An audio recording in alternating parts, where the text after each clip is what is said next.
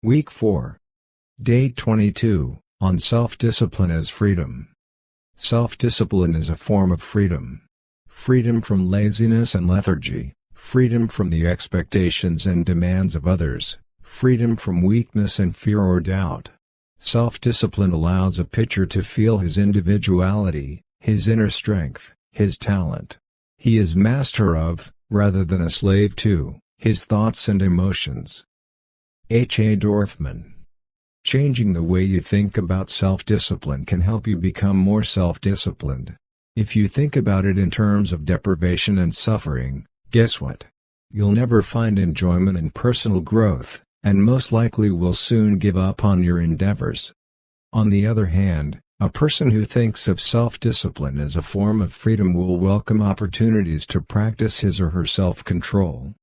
When facing temptations and fighting hard to not let them enslave you, remember that through letting go of them, you aren't losing anything substantial. The freedom to be a master of your thoughts and emotions is ultimately worth more than any temporary gratification, of which you're depriving yourself.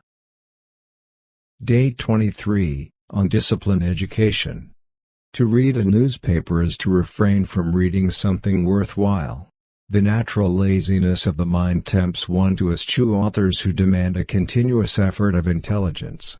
The first discipline of education must therefore be to refuse resolutely to feed the mind with canned chatter. Aleister Crowley. The way you get information can affect your self-discipline. By getting your news from just one source and blindly believing it, you run the risk of mental laziness. After all, why think about what the provided news really means or whether it's even true in the first place? It's the job of the newspaper or news site, isn't it? Take advantage of the opportunity to improve your self-discipline by exposing yourself to other points of view and thinking for yourself.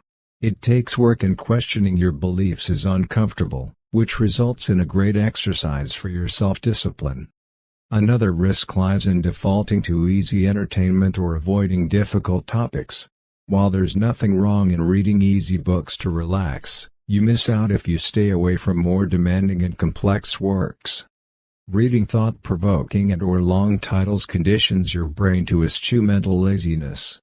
When a book provides an intellectual challenge and you keep going, you train yourself to stay with problems for as long as necessary to figure them out instead of giving up, and that's a habit that will surely help you in other endeavors, too. Day 24, on Happiness through Self-Discipline. It is one of the strange ironies of this strange life that those who work the hardest, who subject themselves to the strictest discipline, who give up certain pleasurable things in order to achieve a goal, are the happiest. When you see 20 or 30 people line up for a distance race in some meet, don't pity them, don't feel sorry for them. Better envy them instead. Bruce Hamilton. For a person who has never tested their self-discipline over a long period of time, it's hard to believe that giving up pleasure can lead to immense happiness. Most certainly, it doesn't feel that way when you're fighting against the craving for chocolate, compare exercise to torture, or feel sad that you have to set money aside and can't spend it on this new cool gadget. However, in the long haul, based on my personal experience, subjecting yourself to a strict discipline does lead to a happier life, and it can be a powerful motivator in the moments of doubt. Let me explain why. Firstly, as we talked about in Day 1, living your life the hard way makes it easier. People who voluntarily expose themselves to challenges are more capable of handling unforeseen hardships. Moreover, giving up certain pleasures, such as unhealthy food and sitting all day in front of the TV, can lead to immense improvements in one's well-being. Maintaining a healthy weight and beneficial nutritional habits doesn't just lead to physical improvements, it also affects self-esteem, reduces the risk for depression, and improves your body image. 24. Giving up on pleasurable things, such as spending money without control, can also help you avoid crushing problems in the future. Today it might be inconvenient that you can't spend your entire salary, but tomorrow your savings can save you from bankruptcy or pay for an urgent medical intervention. Lastly, Self-discipline is in itself a manifestation of your higher being, and is connected with nobler strivings. A human being, reduced to its primal form, has little ability for self-control. Operating in scarcity mode and left to its own devices, your primal brain will stuff your body until you won't be able to walk. It will make you cheat on your partner with every passing stranger, assume that every step outside the comfort zone is a danger, and so you'll never grow. Exerting self-control is working against the dominance of your primal brain. You forego primal urges in order to reach bigger and more important goals or to cultivate values that are important to you. You can live your life in a way that is congruent with who you are as a deeply complex human being, not a mere animal with the ability to reason. This leads to experiencing a wide variety of experiences that life has to offer. Many of them are immensely more gratifying than merely satisfying the most basic human needs. It will. Day 25, on starting today. Don't wait for tomorrow to do something you can do today. Spanish proverb. Have you been pondering starting on a new goal but are still procrastinating on it? Come up with the easiest, simplest, and quickest action you can take today to initiate momentum. If you want to stop eating sugar, eliminate all chocolate bars from your house or choose one day a week during which you won't eat sugar in any form. Take it from there, step by step. If you want to start exercising on a regular basis, do 3 push-ups and 3 squats now or any other super quick exercise. Tomorrow, do 1 more repetition. Find a more suitable workout once you establish the basic habit of some exercise, even if it's just a few push-ups a day. If you want to start saving money, take just $1 out of your wallet and put it in a jar. Yes, it won't change anything today, but if you add $1 for the next 3 months, you'll have saved $100 and established a habit of saving. There's no excuse to not take any of those simple actions now and finally break the chain of procrastination. Don't overthink it and don't obsess over the future. Take care of establishing a tiny habit today, and take it from there. Day 26, on the long-term consequences of your choices.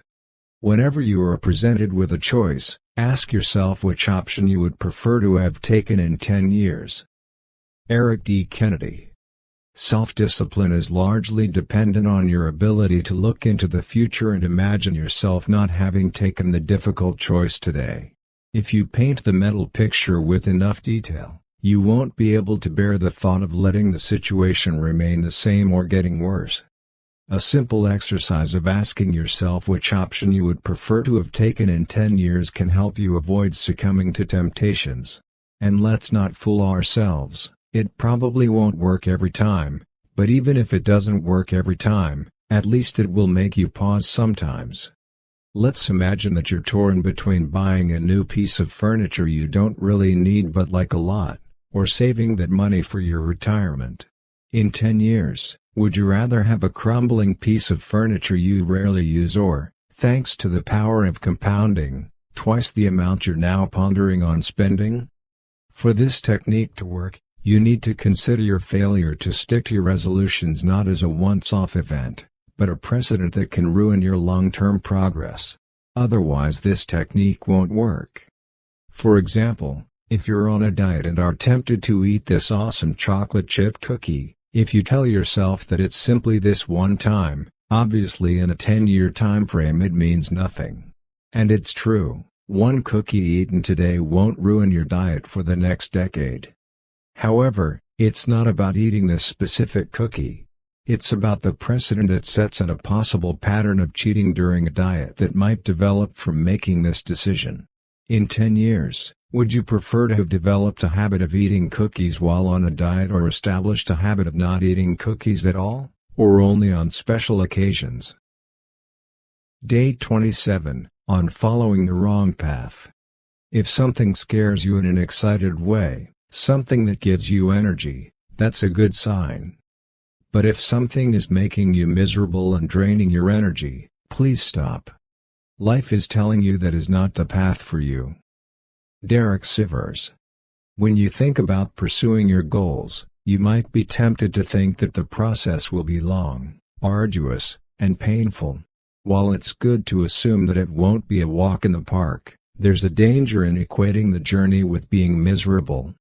Self-discipline is powerful as long as you apply it to the goals you care about, the ones that, even when they are difficult to accomplish, energize you.